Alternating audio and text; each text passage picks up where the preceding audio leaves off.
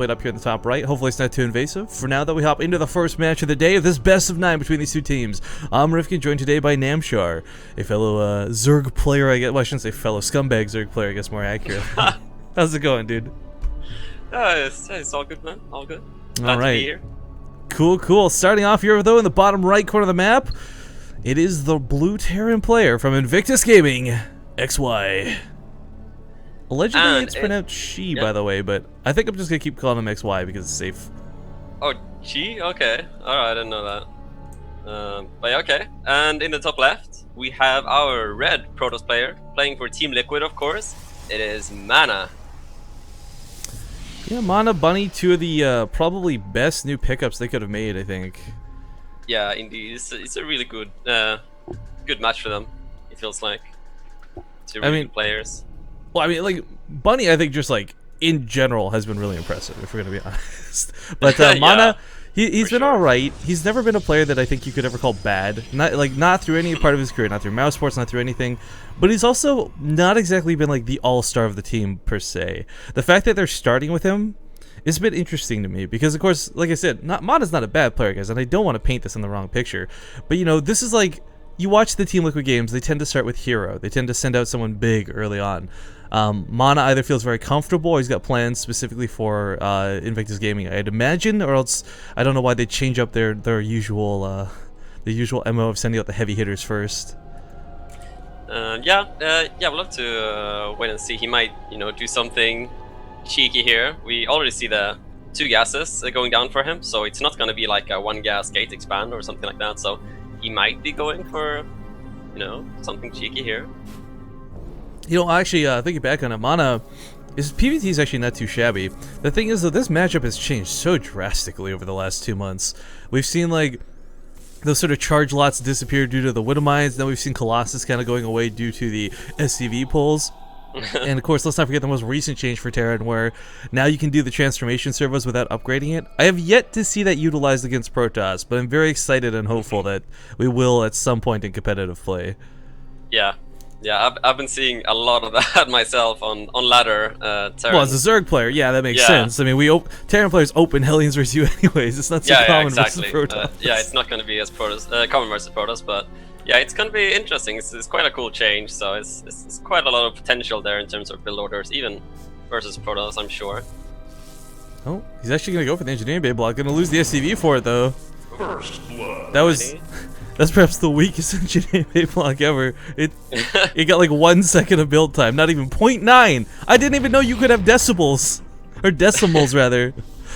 Decibel would be the degree in which how loud it exploded, of course, but okay, so we learn you can have a 0.9 build time on a building today.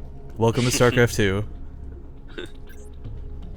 Yeah, and the probe alone actually forced the cancel there on the NG base. It didn't really accomplish that much. Yeah, I mean, the whole point of the Engineering Bay block too is like you want to buy yourself a little bit of time, keep your opponent from immediately moving across the field.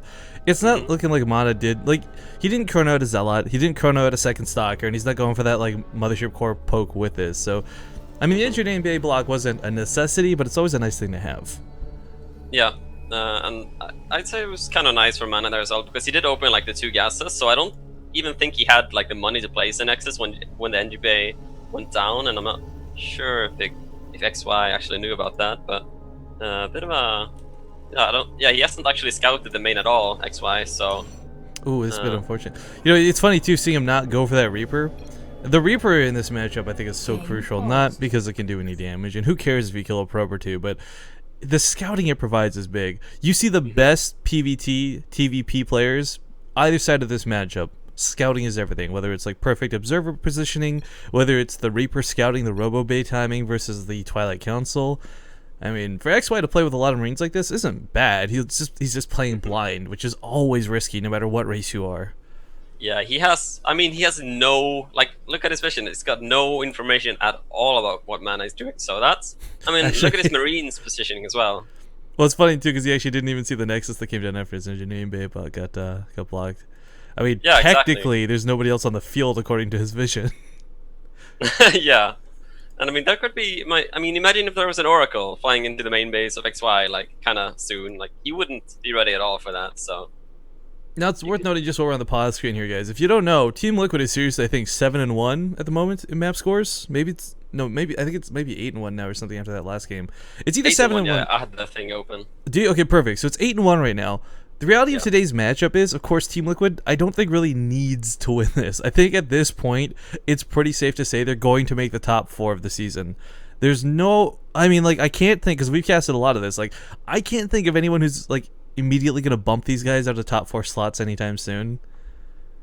Yeah, they're doing really well, and they have a really solid roster, so yeah, it does seem like it. They're doing very well. You know, actually, side note to this, speaking of really well, like, Team Liquid didn't do too poorly last season either. I mean, they've got a lot of the powerhouses, TLO, Snoot, Hero, like, Tasia, these guys haven't changed out, but it's worth noting, if you actually look at the player statistics for the season as well, Bunny and Mana, well, I guess Bunny more so than Mana, have also been performing really well. So it's not like it's just been the same old quote-unquote Team Tasia that it was in the past. So, I mean, Team Liquid's got... Yeah, I like the depth that they've got to them now, and I think that's definitely being reflected in their overall score here in the Easter Team Story Cup. I think Invictus Gaming, by the way, if you still got this thing open, maybe confirm, I think they're like bottom 3 at the moment. They're actually ranked 8 right now. Yeah, so not doing the best. But the thing is, and here's the thing, you guys might think like, oh, well, if they got no chance of making top 4, what's the point of playing? There's the whole thing about if you fought, I think it's bottom 2, unless they decide to change it, make it bottom 4, bottom 3, or bottom 1 or something weird. Bottom 2 teams from every season so far have been kind of outed, and they have to re-qualify for the next season. So you'll have a bunch of teams that are automatically invited, even if they don't finish top 4. But of course, you know, for Invictus Gaming, their goal at this point is like not come bottom. It sounds so silly to say it like that, but it's a big deal not having to re-qualify next season, to just automatically be re-invited to Season 4 of the Acer Team Story Cup. Yeah, and if I look at the list there that I got open, there's like a red bar over the bottom 4 teams, and IG is just 1 step above that. So yeah, they'll be fighting to stay out of that line there. Well, we got Stargate coming down here on Amana, and Soccer is poking around a little bit at the front. There's a lot of Marines here though, and even though it's got the range, still don't really want to contend with this many Marines. I was looking to get a kill though. Oh, get it. No, he's not gonna go up high ground vision to 10 Marines. That's gonna be a mistake. But okay, so the Oracle's coming out.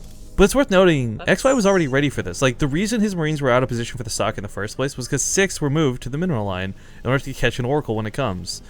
It's just kind of that perfect number you need to have. Yeah. This is actually quite interesting, because I'm pretty sure I saw Mana make the Robo before the Stargate, so he took those 2 quite early gases in the early game, and he's invested into a quick observer and an oracle as well, so that's quite an interesting opener. Well, it kind of makes sense though, because if he wasn't going to go for the Stargate blindly right off the bat, you need the observer for the possibility of Widow Mines. I mean, Widow Mines have become such a big deal in this matchup compared to what they were, say, like a month ago. It's not that you like want to build a Widow Mine. It's like, haha, I dropped your mineral line, cheesed you with a bunch of probe kills. But it's more about just like the possibility of that happening. That's a big threat. Same kind of goes to the Oracle. That's why Terran players build, you know, turrets in weird positions and Marines in the mineral lines, because you don't know that the Oracle is coming, but you want to be safe than sorry. So kind of same concept here with the earlier observer. Yeah, so he's gonna be able to get good scouting information with that as well, and he saw the turret positioning as well. But I don't know, XY's got like nice turrets up already, like one in the main, so we see the Oracle in the bottom left actually just chilling there. I think that's actually okay for now, because he knows there's probably going to be that timing where there's going to be turrets up, so not wanting to waste it. But what's really not okay for XY though is he's pushing a lot of Marines, no Marauders, no Medivacs, into what is soon to be a Colossus. And you only really need that extended thermal lance to deal with Marauders. No extended thermal lance, no problem when it's Marines. Yeah. And XY actually, didn't actually move up. I thought he was going to go in for a Fortune Overcharge, but I think he's going to try to, but it's being a bit tentative. Yeah, another Colossus is out, so he's not going to be able to force it now. So yeah, well, one of the scary things a lot of Terran players have to worry about is, again, you've got no vision, right? Oop, actually, Oracle gets into the space. Whoa, how is the turret not in the mineral line? Why did he put it over here? Okay, whatever. That's a DT catcher, is what that is. But like, still. Yeah. Oracle gets in towards the main as well. Mana finds a couple sweet spots to pick off some more SCVs. Gets about 9 kills on this Oracle. Not too bad. Meanwhile, the Marines do move forward, but surprise, lo and behold, he actually gets the overcharge despite the Colossus being there. Yep, And wow, 9 kills. Did he get a bunch of SVs in the natural? I kind of missed that with the Oracle, or? Yeah, that's where he got most of the kills, and he flew over to the main, got Wow. about 2 That's more. really there. nice then. I was gonna get kind of worried there for him because it's still a relatively big investment to go for the Stargate and the Oracle, and then not do any damage at all. But he actually managed to get 9 kills there, so that's gonna pay for itself. So that's nicely done there. Yeah, the Stargate for some matches just ends up being a waste of minerals and gas, I find. But there's some players, and crazy enough, it's all the like mouse sports / X mouse sports players who make it work the best. Hashwabs, Mana, like these guys are the ones who use oracles better than most. Yeah, you see them use them quite often. Can you warp in on the other side of that? I wonder. I've never actually. I guess you probably could, huh? Like if you got vision, the pylon could warp in DTs or zealots on the other side of those rocks, or the ice rather up here. I don't know. Well, it'd be cool to see if it happens. Oracle's gone all the way around the map again, just trying to circumvent any chance of getting caught. But this third base so exposed, so many juicy SCVs lying in wait. Yeah, nice movement there. He's gonna fresh mules going down as well. Oh my god, this is gonna hurt.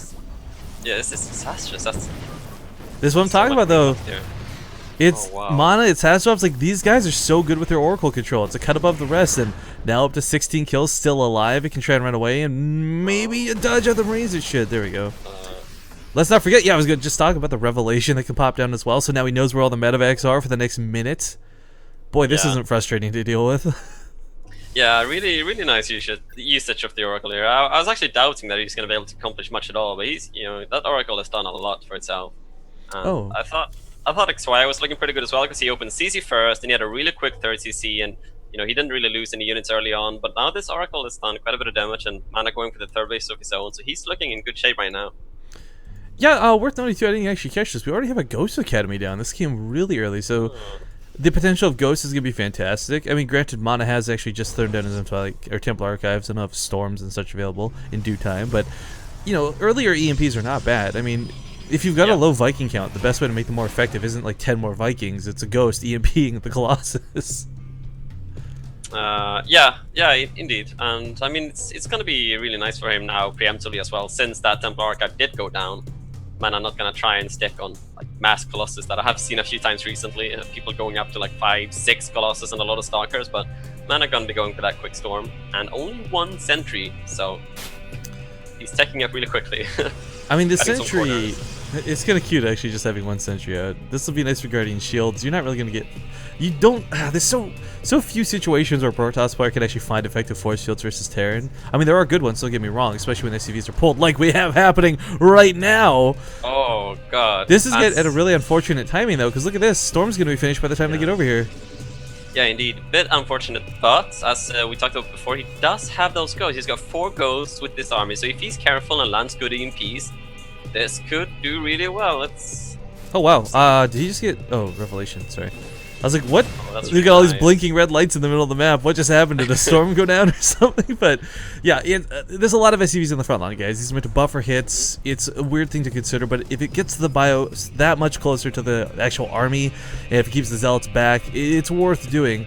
The problem is the XY's coming in completely scouted. Mana recognizing everything's across the map, warps in 5 zealots, starts walking across the field as well. Nice feedbacks. He has no more ghosts right now. Really nice done there by Mana. That's going to be rough. The reason SCVs don't work is because of storms. If he gets all these storms before they even get to the Colossus, he's busy going for the Nexus, mixing his decisions. A little bit messy here for XY, but he takes out the Colossus in the back end. He's just got to dodge these storms. Now as well. Oh, he's got to dodge a few more of these storms. He can deal with the Zots, he can kite them all day, but most of the medevacs are gone. He's lost his buffer. The SCVs have disappeared, and a time warp comes down. GG.